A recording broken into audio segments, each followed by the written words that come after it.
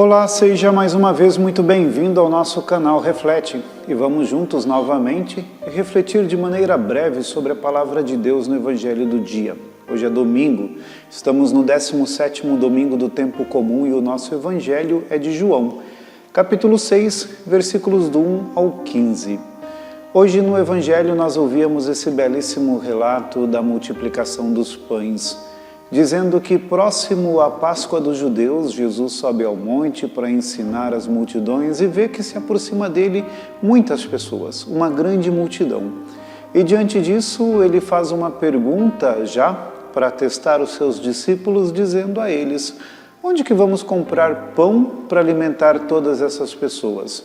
Filipe se admira com a pergunta de Jesus e responde a ele dizendo que nem 200 moedas de prata bastariam para poder alimentar aquelas pessoas. Isso era, sem dúvida nenhuma, uma quantidade de dinheiro muito grande para aquela época e principalmente para aquelas pessoas que estavam com Jesus, seus discípulos, pobres como ele, certamente não teriam como fazer isso.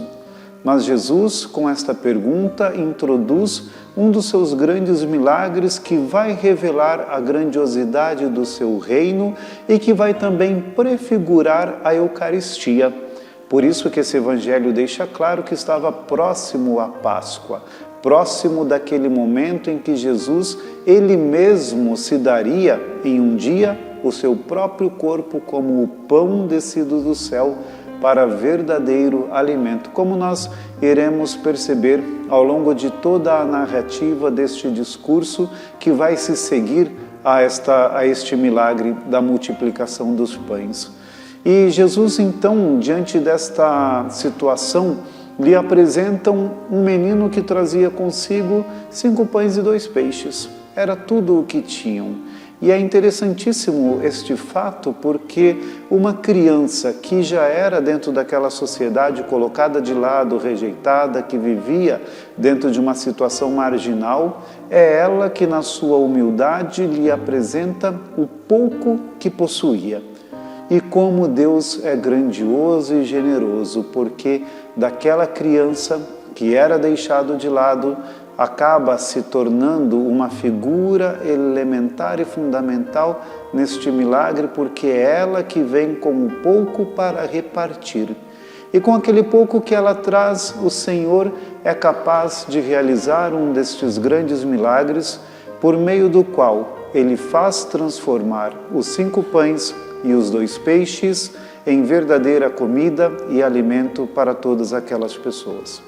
Com este sinal realizado pelo Cristo, nós passamos a compreender a grandiosidade daquele que age em nós com o pouco que generosamente nós somos capazes de lhe oferecer. Por meio deste grande sinal, nós ouvimos que o Senhor realiza em nossas vidas a sua vontade, que é a vontade do bem, do amor, uma vontade de trazer a vida às pessoas.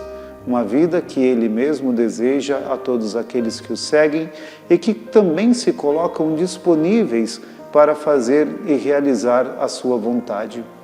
Deus não espera de nós grandes coisas e é isto que o Evangelho nos ensina. De fato, Santo Agostinho, nosso pai, nos ensinava que com aquilo que nos é possível, Deus faz o impossível. E de fato, Santo Agostinho dizia: Deus pede de você o possível. O impossível é parte de Deus. E o que era possível naquele momento? Era possível que aquela criança apresentasse aqueles 5 pães e aqueles 2 peixes. E com aquele possível, Deus fez o impossível e multiplicou aqueles pães, aquele alimento, dando a comer a todas aquelas pessoas e assim revelando a grandiosidade do reino dos céus. Por isso, meus irmãos e irmãs, vamos pedir ao Senhor Jesus que nos ajude a também nós vivermos esta generosidade de alguém que chega até o Senhor com um coração disponível para oferecer-lhe o que possui. E neste oferecimento daquilo que somos, Deus sempre haverá de trabalhar em nós com a sua graça e a força do Espírito Santo para que se complete aquilo que é a sua vontade.